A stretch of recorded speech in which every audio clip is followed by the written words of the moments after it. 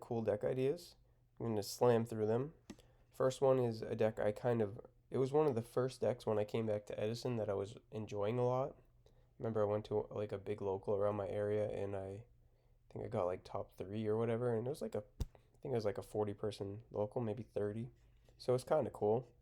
This build is very different than that build I had. This is like more of like an aggro version of just like spamming monsters, but yeah, Morphtronics.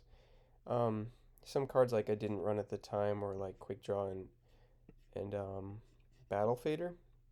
Like I think this is just like a cool strategy, Morphtronics in general. They remind me a lot of like wind ups, but like obviously I think wind ups come out like 2 or 3 years later. And the game is extremely different at that point. But yeah, Morphtronics is one of the most explosive decks in Edison format. It's just like it's an inconsistent strategy. It loses to DDV. There are just like other decks that can do things better. But it's gonna be one of the best machine dupe decks. I mean, you have a card like Remoten, which is just a Stratos that's also a tuner that also can be machine dupe, that also can have a million different synergies, and it has its own monster born and like sets up your returns. Like it's just so good. So yeah, Morphtronics are really cool. Macro monarchs with like heroes makes a lot of sense to me. Like I think what you're trying to do with macro is, DD Survivor, which is a warrior, and some hero cards have some synergy with warrior strategies, obviously, and you could kind of do like a frog hero kind of thing where like Infernal Prodigy doesn't even need to be in graveyard, so that's kind of cool for your Malicious Edge. But Malicious Edge also has some synergy with Stratos and DD Survivor. I don't want to go too deep into this. Like, this is a pretty, like, I mean, it might be kind of innovative, but, like, it's a pretty generic Macro Monarch deck, I would say. Um, Night Aliens. I really like the idea of, like, Knight of the Red Lotus about a year ago. Like, I was trying to make it work. And some cool cards with Knight of the Red Lotus are obviously Water Spirit, which is a Aqua Tuner level 1 that you can get off a Swap Frog. And what that means is you can kind of do like a Subsito loop where you go through 3 Swap Frogs and send your Water Spirits. And what that means is you can get 3 Water Spirits in graveyard. Obviously, this build only has 2. But oh no, it does have 3. So you can get your 3 Water Spirits in graveyard, and then you can summon the Red Lotus special Water Spirit. Then you can start doing Power Tool plays at that point. I didn't have the equips in here, but like that was just something the deck could do. Um, yeah, I don't want to go too deep into it. Obviously, this is way more than 40 cards. I would definitely make it 40 if I were to like dig deep into it. I also thought about like since this deck has so many normals, you could run like rituals and advanced ritual art. Obviously, there's the reptiles for Snake Rain because Snake Rain's an instant Knight of the Red Lotus, which is a really cool card. Like this is just 4200 damage out of nowhere. Yeah. So let's delete that. Go to the next. Kinky Bio, Kinkabayu. Um, it's kind of cool. I saw Carpath was doing some stuff with it. I think it has like, or not Kinkabayu. He's doing stuff with Moja.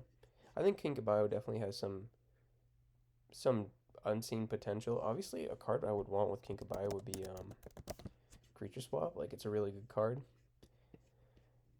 But yeah, like cool things are like you could Future Fusion some machines and send Cyber Valley, and then you could Kinkabayu Cyber Valley, just draw 2. You could also like get back Subsitode and do Subsitode plays, which is always good.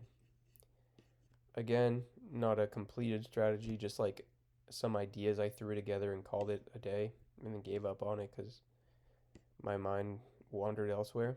But yeah, that's cool little Kinkabayu strategy. Here is a deck.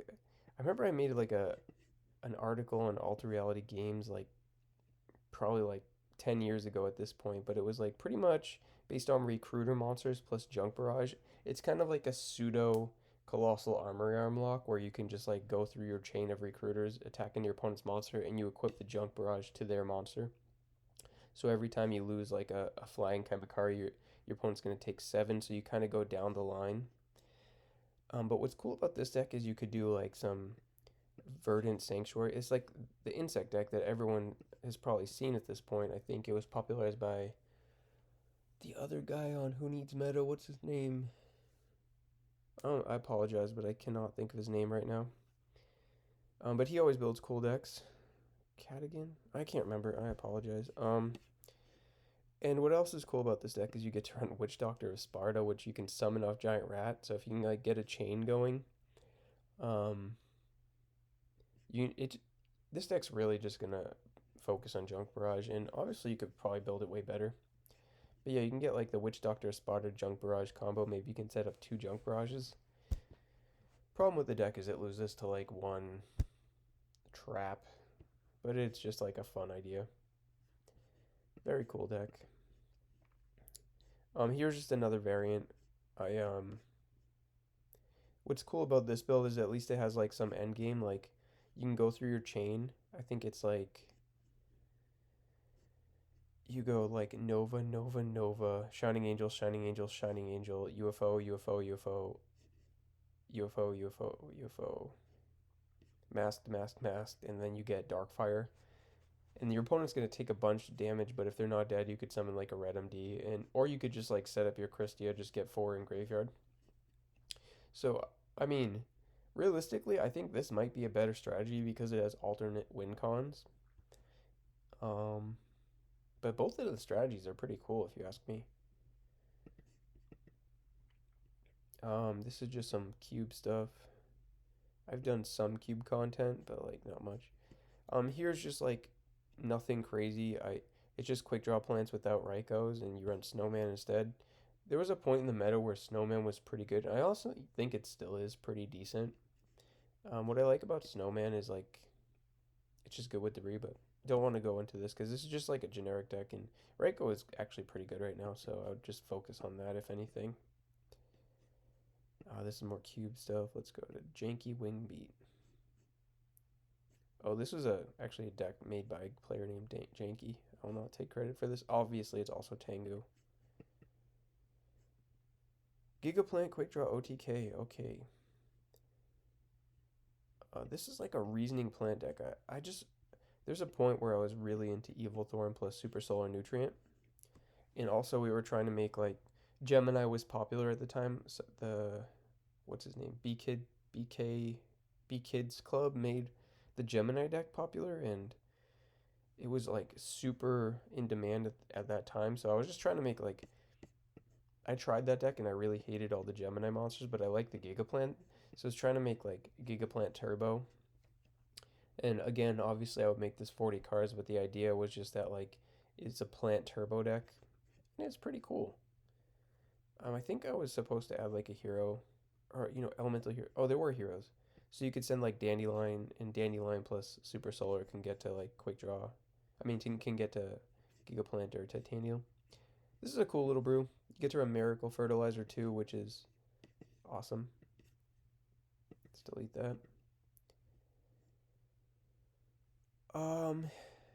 This is just like another Giga-Plant Turbo, but it also incorporated the King Tiger Wanku Dandelion World Tree package that I kind of talked about in the last cool deck ideas video. So I won't talk about this too much. Just trying to turbo out Giga-Plant or get your King Tiger Wanku. A lot of combos.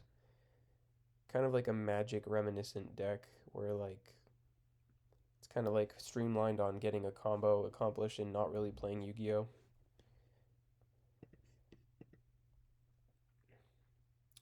Gemini, another Giga-Plant turbo deck. Not much to say. Just trying to turbo out your Giga-Plant with Super Solar, equip a Super Vice or a UF Ultimate Offering. Yeah. Alright, Gate Turbo. This is like a deck I played at locals a lot. This deck is actually really cool. It's kind of weak to Blackwing because they have Icarus attack, but you could probably like just spam Starlight Roads or Dark Bribes or something. So obviously there's no like, I think this deck was used in 2012 when Chaos Rider Gustav Max was legal. You could like, you make 2 Electrums, you overlay them for Gustav Max, deal 4,000 to your opponent. But in this deck you can't do that, so Chain Destruction is going to blow up all your guys at the end of the turn. So the way you play around that is you like make a bunch of guys and then you say, oh, I'm not using chain material for this fusion summon, and you can like fusion your Electrum plus 0 into a 0. And that what that's going to do is it's going to end you with either 3 or 4 fusions at the end of the turn, and they're not going to die. But this deck can also just function like a worse hero beat deck, but it obviously has a lot bigger potential, burst potential, where you could just like spam all those heroes. We did have like Electrum in it and stuff. I can't remember the actual build, but it was something along the lines of this. Electrum's a really cool card with Fusion Gate. No, wait, what is its name? Elemental Hero. Voltic?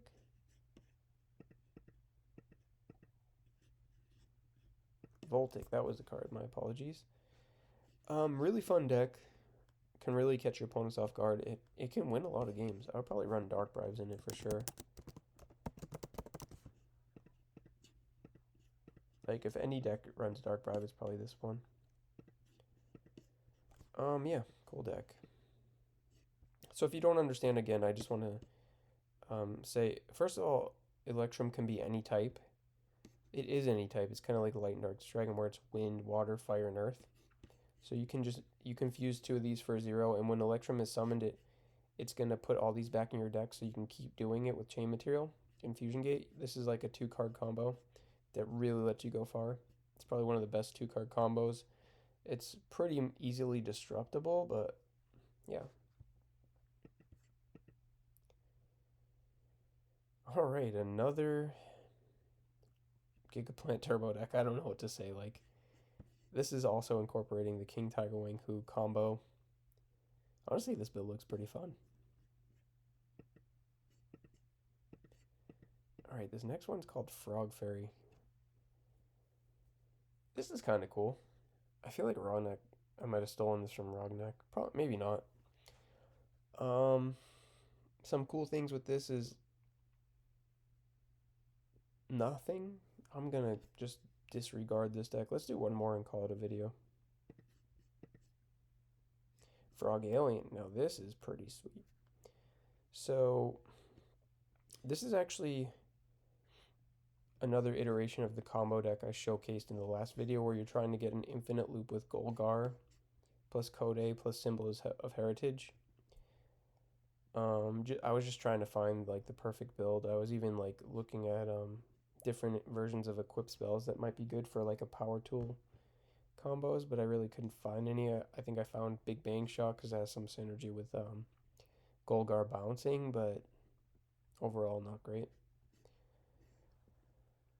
But again, if you didn't see my last video, you should totally check it out. But pretty much, you're gonna use a Snake Rain to get 2 Ammonites and 2 whatever alien. You're gonna summon the Ammonite in your hand.